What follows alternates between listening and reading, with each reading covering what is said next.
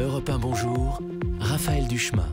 7h moins le quart sur Europe 1. Vos experts sont au rendez-vous comme tous les matins. Didier François pour l'international, Emmanuel Dutheil, l'économie et Varroc pour la télé, avec Nadia Dame qui observe et qui à tout moment on peut envoyer un petit coup de patte. Alors Didier, on va commencer par vous. Vous nous emmenez à Gaza ce matin. Attention, hein. Petit territoire palestinien du Sinaï qui vit depuis 10 ans sous la férule des islamistes parce qu'hier, contre toute attente, eh bien, le Hamas s'est dit prêt à abandonner le pouvoir. Oui, il a même annoncé son intention de dissoudre le tout-puissant comité administratif, la structure qu'il avait mise en place lors de sa prise du pouvoir en décembre 2006 et qui était en fait un véritable gouvernement alternatif à l'autorité palestinienne avec sa police, ses écoles, ses mairies et bien évidemment ces mosquées totalement contrôlées par des cadres des frères musulmans qui ont créé le Hamas et qui s'assuraient de l'islamisation de la société de Gaza, interdiction de l'alcool, séparation des garçons et des filles dans les lieux publics, mais ce sont eux également qui orientaient la politique du Hamas, dont ce refus jusqu'à ce jour donc de participer à de nouvelles élections, voire à un gouvernement d'union nationale, comme le leur proposait depuis 10 ans le président de l'autorité palestinienne, Mahmoud Abbas. Et comment s'explique ce revirement ? Eh bien parce que le Hamas est dans une impasse stratégique totale. En 10 ans, 3 guerres avec Israël, 2009, 2012, 2014, toutes perdues avec des destructions qui ont mis l'économie à genoux. Ensuite, le seul véritable soutien du Hamas, c'était le Qatar, qui est lui-même soumis à très forte pression depuis le mois de juillet par ce blocus donc de l'Arabie Saoudite, des Émirats Arabes Unis et de l'Égypte. Donc, l'aide financière qui maintenait Gaza sous perfusion s'est brusquement tarie et c'est le moment qu'a choisi le président de l'autorité palestinienne pour donner un dernier coup de vis en cessant de payer les fonctionnaires du Hamas, ainsi que l'électricité qui était fournie par Israël à la bande de Gaza. Il n'y a plus dans Gaza que 3 heures d'électricité par jour et par foyer, ce qui est tout simplement invivable. Et la population s'est donc retournée contre le Hamas qui a perdu sa popularité. Et manifestement, ce basculement était déjà un peu perceptible chez les jeunes. Oui, absolument. En fait, c'est comme il n'y avait pas d'opposition politique qui est réprimée sans ménagement, c'est la jeunesse qui a secoué le joug des islamistes en investissant le champ culturel. La peinture avec des tags, le street art, on en voyait pas mal dans les ruines, le rap, le cinéma très actif. Ils ont fait ce faux festival de Cannes à Gaza qui était absolument extraordinaire. Les jeunes artistes ont été extrêmement actifs. Ils ont réussi à ouvrir des petites brèches dans le système. Alors c'était juste pour respirer au départ, mais ils ont démontré que l'emprise du Hamas n'était plus absolue et ces chefs ont dû le reconnaître finalement. C'est ce qu'ils ont fait hier. Oui, donc c'est le début de quelque chose qui se profile manifestement pour Gaza. D'où cette lueur d'espoir. C'est qu'une lueur. Oui, on va rester prudent, vous avez raison.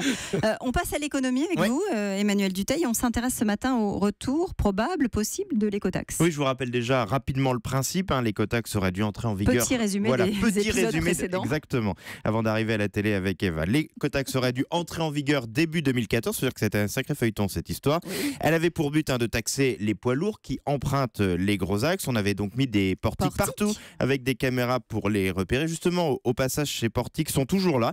Ils sont maintenant la propriété de l'État. L'appel d'offres qui avait été passé pour les démonter n'a jamais été finalisé. Mais une fronde, notamment en Bretagne, s'était élevée contre ces taxes qui a donc été purement et simplement enterré par Ségolène Royal.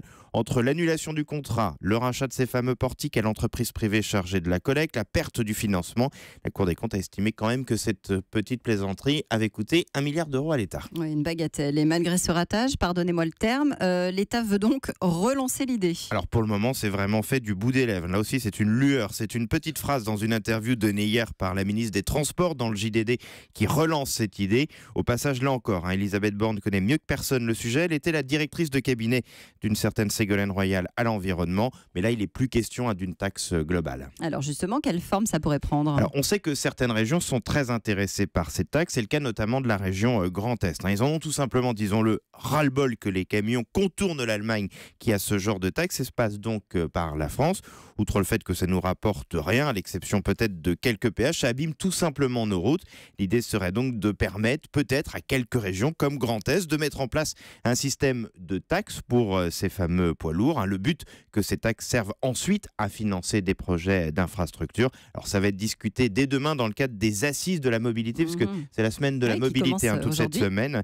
Et franchement, même si on peut toujours regretter une nouvelle taxe, le principe entre guillemets de pollueur-payeur, notamment pour les camions étrangers, a quand même une forme de sens, notamment pour ces régions très concernées. Oui, ça ressemble quand même à un ballon d'essai, non? Oui, là c'est un vrai ballon d'essai pour tester. Alors ce n'est pas la première fois. Manuel Valls l'avait déjà fait une fois qu'on avait enterré l'écotaxe, avait laissé entendre déjà pour la région Grand Est, qui s'appelait pas comme ça à l'époque, mais qu'on pourrait aller vers ce genre de possibilités. Et là ça revient sur le dessus de la table. C'est comme ça qu'on dit? Dessus de la table? Oui, c'est ça, voilà.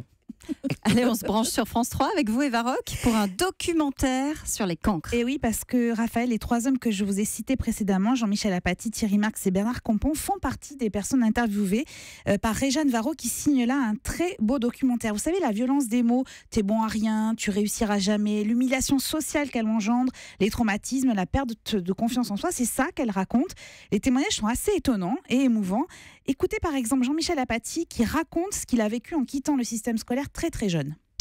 J'ai commencé à boire très jeune, à fumer très jeune, à sortir très jeune, à me battre très jeune, à gueuler très jeune. Oui, bien sûr, hein, j'ai appris tout ça. Et alors ensuite, il a eu un déclic, c'était en mai 81, avec la victoire de François Mitterrand, parce que pour lui, tout devenait possible en fait. Ce qu'on vivait politiquement, il a ressenti personnellement. Il repart à l'école, il a passé une maîtrise de droit, l'école de journalisme de Bordeaux. Alors là, il réussit les écrits et il se présente à l'oral. Moi, je viens d'un peu loin, j'ai arrêté les études, j'ai repris. Je veux faire du journalisme politique, soit vous me prenez à l'école, soit je me suicide. Voilà. En gros, c'est clair. Hein. Voilà, il n'y a pas d'alternative. Hein. Ça, c'est la chance de ma vie et il faut que ça marche. Hein.